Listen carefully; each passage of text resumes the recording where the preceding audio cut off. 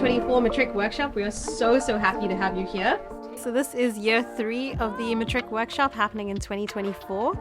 The first 2 years we're focusing on monographic artist exhibitions in the space, but this year we are very fortunate to be working with a beautiful group show called Sala, which is a rehang of the Zeitz MOCAA permanent collection. And this year we really wanted to focus on a variety of different artists rather than going so in depth into one. We wanted to switch it up and try and learn more than what we were able to in the first 2 iterations of the workshop. This exhibition was curated by the UWC Fellows, who we also have had in the museum for the past 3 years. And they worked on a group show looking at various artists from the continent and putting a show together with the title of Sala, meaning to stay, which was really about creating a show where the audience of the museum felt welcome and felt that they had some kind of agency in terms of how they wanted to see the work and how the work was interpreted. We decided to work with this exhibition with the grade 12s, and so they didn't have to focus on one artist necessarily. They could look at the idea of the exhibition as a whole. They could look at a single artist, or they could be inspired by the materials that artists use. As with all of our projects in every year, we try and push the grade 12s a little bit out of their comfort zone. So we encourage them to work in mediums and to experiment and to explore mediums that they ordinarily don't get to try and don't get to work with at school. And so we invite grade 12s from various schools in the Western Cape who offer art as a subject, visual art, to come and to spend 4 days with us in their March holiday. And those 4 days are intensive working sessions where they discuss, they make practical work, they look at the work of the exhibition, and they explore the ideas in different ways. And those students come from a variety of different backgrounds, different experience levels, but all with an immense passion for art. And this year we also decided to change our facilitators so that we can bring in new teachers to also train them and give them a space to be experimental. So day 1 is usually the scariest day for both the learners and the facilitators because we have to get over the nerves of not knowing who anyone is. So we do a lot of icebreakers and introductions, letting people get comfortable with each other and feel that this is a safe space.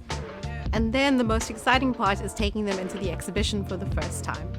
We decided this year to let the learners in blind, so not to give them any context as to what the show was about or the themes of the exhibition, but rather to start with a scavenger hunt. So they go in looking for particular visual cues, maybe items hidden in the labels, maybe a subtle detail or a play on words.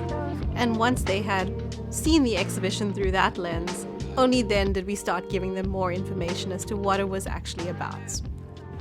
So I designed the scavenger hunt here. It was my second time looking at the exhibition, and to create a scavenger hunt you really have to focus more on the details. You have to read everything. So I was quite confident in my clues that it was quite straightforward, but looking at the answers I realized that things are a lot more open to interpretation. For example, the elephant. I really thought they would think of a straight up elephant, but no, they thought of an elephant in the room, which is so unique and exciting. I can't give you any clues. It's beautiful. I think it's really meaningful and powerful for me to watch them in the space. So every time we've done an activity up in the exhibition, I feel like all the work that we put in last year is worth it. We spent some time sitting and writing to the art on the first day, and that was the day that really warmed my heart a lot. And I just love that there are people who are engaging really deeply with the exhibition, and I'm excited to see what they make. What I want to do for you is like fill in the gaps so that you understand, what were the artists trying to convey, and also what is the exhibition trying to do. It's trying to serve a purpose. It has an overarching theme and intent. Overall, at the moment, I am feeling so blessed to have met all of them. They're such a lovely bunch of Matrics. I don't want to call them children, Matrics. And I just like speaking to them. They have such wonderful ideas, and I'm just really excited to see what their ideas are for the final project and to get to know them more. Also, what components do you think are similar in all of them, even though they all look different?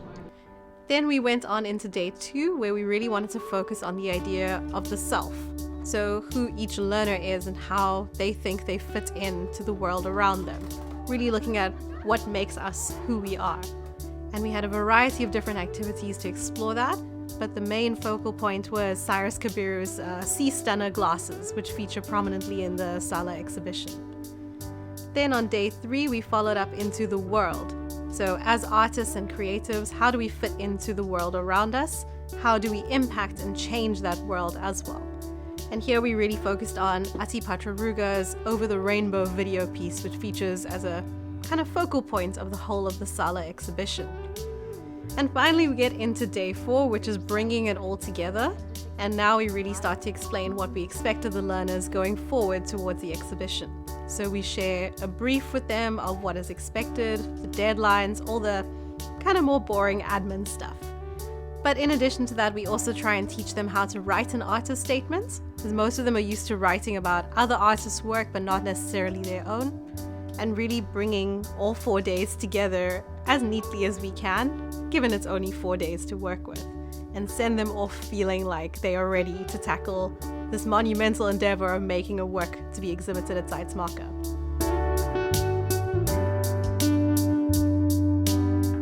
I really hope they'll be inspired by the artwork. I think we have an incredible group show upstairs, and every single work has the capacity to connect with one of the students. I hope that at least most of them feel seen by some of the works, and I hope that they feel open to the challenge of experimenting with their art.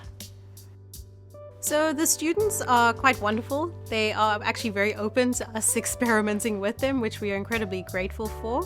But sometimes we don't always get it right.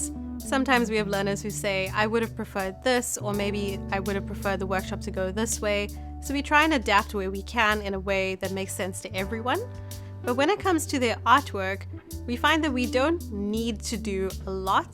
Those little bumps in the road are actually the things that make their artwork rich, that makes this experience so different from school. It's not controlled.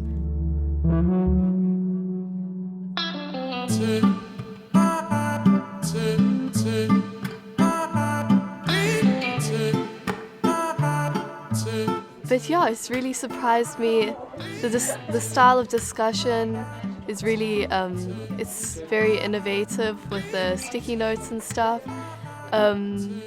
We've really been encouraged to get to know each other. I didn't know we'd have much time. I thought we'd just be on our own working on our artworks the whole entire time.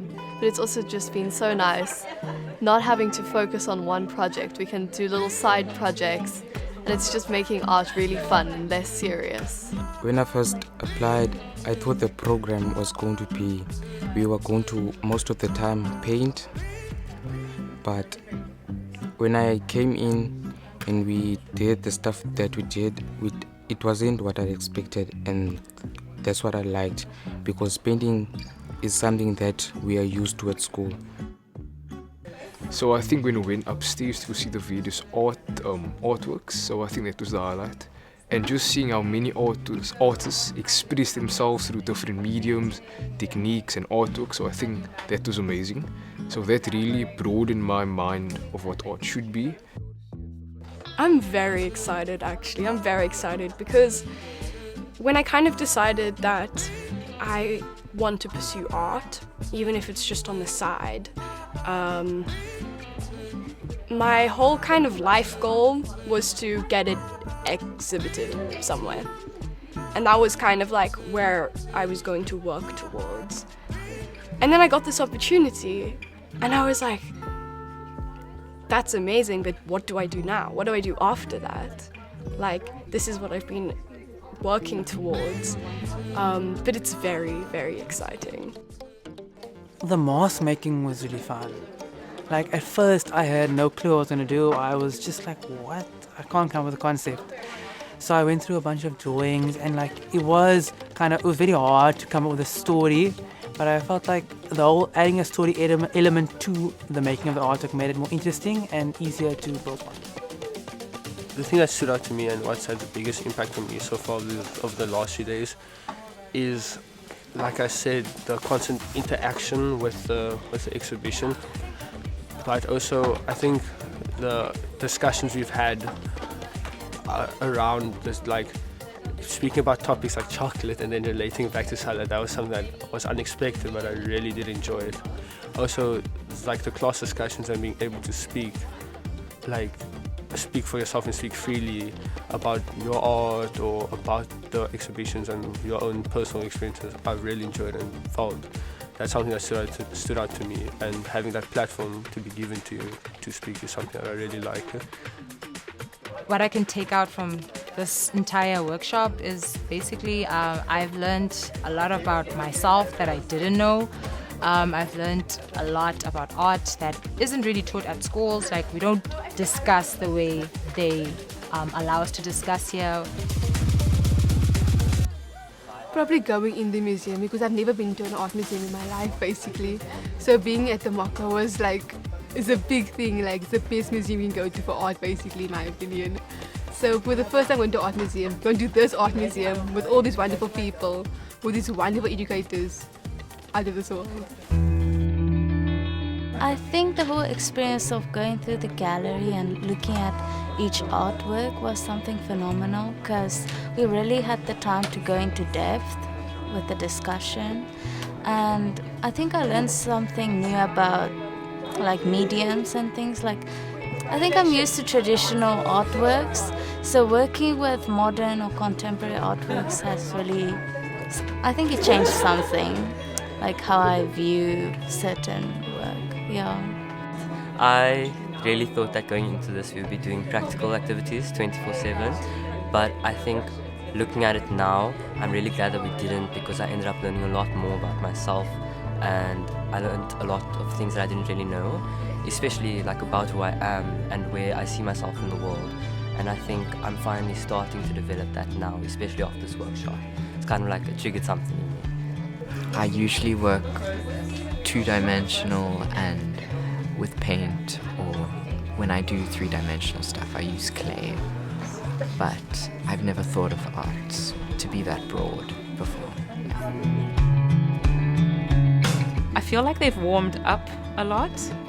They were mostly shy, a little bit nervous in the beginning, or a little bit hesitant, and I feel like they've really connected with each other. I'm not sure about their growth yet, because I'm still getting to know them, but I can see that they're open to it, and I think they will grow. Now it's time for you to explore what it means to see and be seen. Okay, the theme should not be a surprise to anyone. We were kind of building up to it over the last 3 days. It's a massive difference making an artwork because you want to make it and you know it's going to be seen, compared to making something that's going to be marked and graded and part of your portfolio, and it exists in a very particular way. Whereas the work we encourage them to make here is pushing yourself, which is really exciting. On the night of the exhibition, I'm going to bring my parents with me, so I know they're going to be proud. They're even proud that I'm here, I was chosen right now. Yeah, I'm going to be making something that I can show to my friends and family instead of just showing to an art teacher. My artwork that I'm going to produce, it's going to be heavily, I would like to say heavily inspired by Sala and Sala's themes, because we've worked with it, but it's also Sala has really resonated with me. So I think I'm kind of scared for the fact that I'm going to be judged by what I make, but then a small part of me is also excited that it's going to be in an actual museum. So I don't know what's weighing more there. I know they say, it's not everything, art is subjective, but there's also that little part of me that's you do know that anyone can come and see your artwork and anyone can say anything about it. So I'm a bit nervous, but I am really excited. This past 4 days showed me that art isn't just paint on a canvas. It can be so many things. It can be video, film, installations, bottles, so many things. So we're out of my comfort zone, rather. I just want to represent myself, and whether that means my family sees a different side of me or other people see a side of me that they didn't know before, that doesn't really matter to me. I just want to make my mark now. To exhibit in Zeitz MOCAA is such like a scary thing. I've only heard of professional artists who have been in the field for lots of years exhibiting here. So it's such a privilege, and that means there's a lot of pressure, but there's a lot of support here. At the end of those 4 days, they then go off and they make a work which has been inspired by either an artist in the exhibition or a work in the exhibition or whatever it is that they would like to focus on. The program then runs over the next 6 weeks or so, where they come back. We give them working sessions in the Centre for Art Education. We have 2 full-day crits where we look at their work and we give them direction, and we give them hopefully positive criticism on how to improve their work and how to develop it into a finished piece. We really want to treat them like artists and not like school children, so there isn't a sort of grading system or anything like that, but the work has to be of a quality and of a level that is deserving of being exhibited in the Zeitz MOCAA. The cloth, for me, when I hear the meaning and everything, it almost symbolizes like the fluidity of life and death and everything in between. Our aim for today is to give feedback on your finals, because we're just 1 week away from hand-in. So today has been the second crit session, so we've seen the learners' progress and how their works are coming along, and a lot of them have a lot of direction on where they want to go next. So I think it's going to be a very exciting and intensive week for them, but we're so excited to see how the final works turn out. So I think there's been a huge improvement or a lot of work done since the first crit. In the first crit we only saw some indications of ideas. With Chris now, they've done a lot of progress. So it's been a really major privilege to be able to watch them grow from the first crit to now, and the changes in their ideas and how excited they are. Even speaking about their artist statements, the confidence that has grown since the first crit. The best thing about paint is that if it's not right, you can paint over it. Okay? All right. So, and that's how color is developed. I think the learners have responded very thoughtfully to not just Sala, but the theme See and Seen. It's interesting to see connections between what the students are doing and some of the artists upstairs in the exhibition space, and seeing perhaps practices or inspirations that they've taken from those works into their own. And so I think I'm most excited about seeing the connection between the exhibition and our student exhibition. And they've been quite vulnerable in the way that they've responded. They're not afraid of putting themselves out there. And I think it's interesting, this idea that the queen bee has not yet been resolved. One of the big risks with this year's workshop is that we were working with a whole group of different artists who all work in very different ways.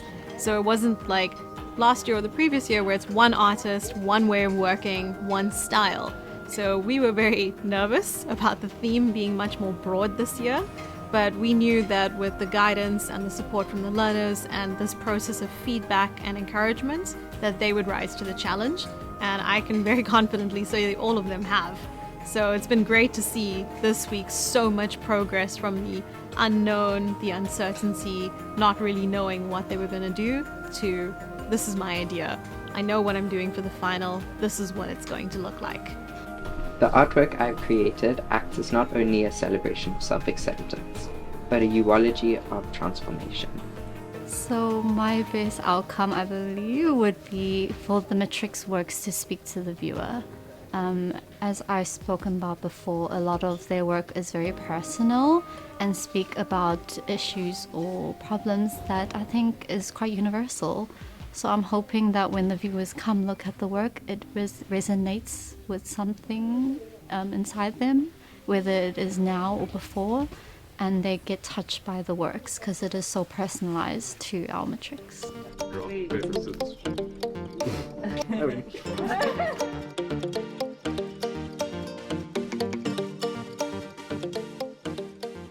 So after this week, they have 1 week left to hand in.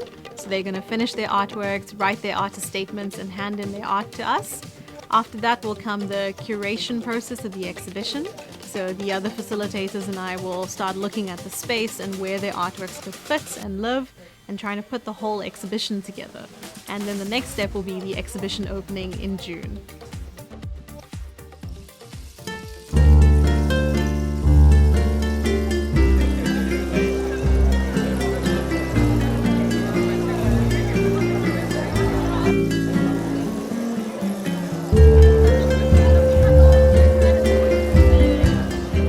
And then to the parents and the friends of all of the grade 12 artists this evening, thank you for coming and supporting your children and your loved ones.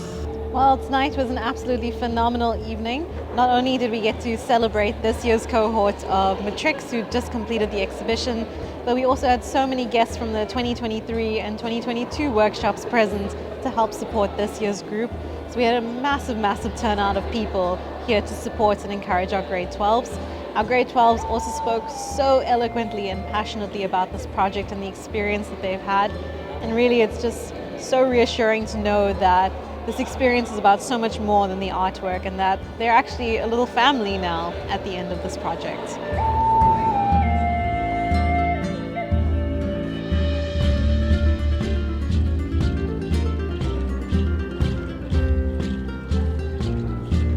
So I was very inspired by delicacy and willow pattern plates, and then how that links to the Japanese art of kintsugi, how they portray healing. I find it very beautiful and very celebratory, and I wanted to show how I've progressed.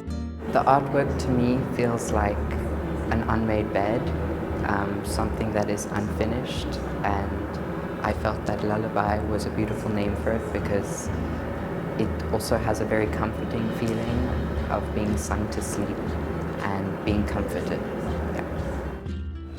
Each layer, you could say the top layer has to do with the exposed parts of my actual face, the part I show, and then as you look into each layer and almost take each layer off, it goes more and more deeper until it exposes the almost, like I said, the wounds and the scars that had happened to me in the past. So I created this sculpture with air-dry clay and foul materials.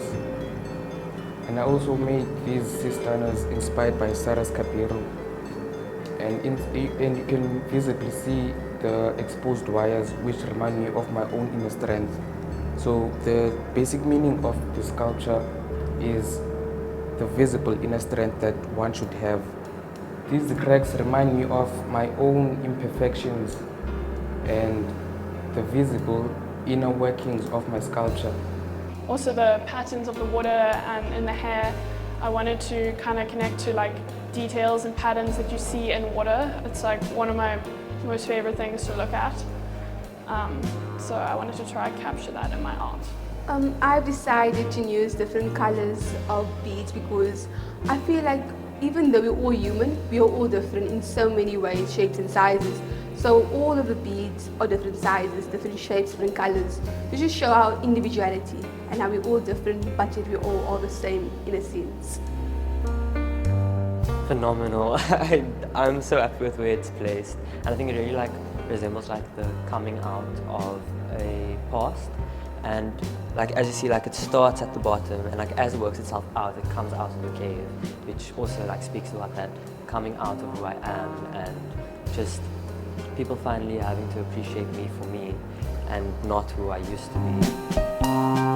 The color red represents, you know, when you think of red, you think of like something anger or like something dangerous or like chaos. So I thought something that would be representing the world currently, especially in my world, would be red. Because, you know, other colors are not as strong or as out there as the color red. So I think the color red really worked out very well to depict that, hopefully. I chose to make a sculpture because I kind of didn't do it before. I thought it'd be fun and interesting. And so then so it's made out of wire and paper mache and sellotape. And it's modeled after me. So the body proportions and stuff, like this is me. So instead of just making a wall on one canvas, I wanted to expand into 3. So then, but the 2 other canvases, it wouldn't the buildings wouldn't be constructed using paint, it would be used using charcoal. So almost to symbolize that my world is still busy forming as I get older. I wear glasses most of the time, and so my eyesight is often blurry, and my artwork was made to appreciate that feeling. And with this, I hopefully invite you as a viewer to look at my artwork through my own eyes. They also differ in blurriness, like this one is 4 sheets together, and then this is 1 sheet, so that offers more different experience. So for me, like C and C in the prompt, kind of, it brings like the image of something not being there and then being there, or vice versa. And for me, my artwork is kind of like a beacon of hope for me, the artist. This work, it's basically reflecting myself, and it tells my journey of how I found myself or where I belong in this country. Because I moved from Japan and settled down here for high school. Eventually I catch up with the language and I made friends, and then I found myself, well, a place to belong.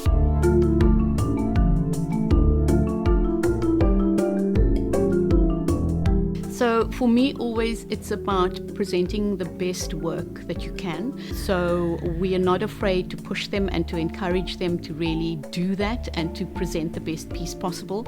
But my vision always for an exhibition is for the young people to have works on show that they are really proud of, where they know they've invested time, that they've gone through a particular journey of exploration, where they've struggled with certain things and they've achieved certain things, where they've tried things for the first time and been successful. So for me, that's really my vision for the exhibition.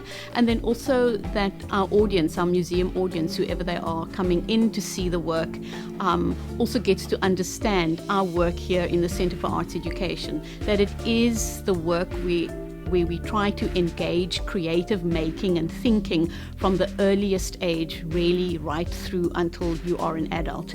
And this particular year, which is a school leaving year for these children and watershed in their lives, and a particular moment for them as teenagers, either being 17 or turning 18, that we kind of have this project that holds them and that also gives them an opportunity to speak their ideas about the world as well.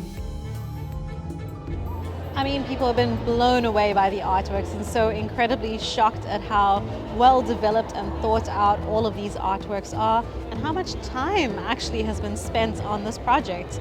I mean, really, it's only about 8 weeks altogether from the start of the workshop to the exhibition. So it's not a long time to put together something amazing, but every single grade 12 here tonight did such a wonderful job. I've heard people say, you know, I don't know how they do it. When I was in Matric, I could never have strung together 2 sentences, let alone put a whole statement together about what this artwork actually means. And for many of them, they said, you know, the artworks are so experimental. There's like a huge courage in every single one of the artworks. And I think the last bit of feedback I got is that you can see this group grew together. So it's not just about one artwork in isolation. All of the artworks kind of speak to each other in some sort of way, which is incredibly powerful to see coming from a group of students who've only known each other for 2 months. Of course, we know tonight would not be possible without the incredible support of so many different people. We'd love to thank first the grade 12s for their honor, commitment, and dedication to this project, their parents and their teachers who've been stalwart supporters the whole way through, their schools for actually sending them forward to this crazy project. And of course, we'd like to thank all of our sponsors and people who work with us to make the Matric Workshop a reality. And of course, the Zeitz MOCAA team at large. We know this project at Centre for Arts Education would not be possible without the wonderful work of the curatorial team. And then of course, we'd love to thank the previous Matrics from 2022 and 2023 for supporting each generation as we complete the project.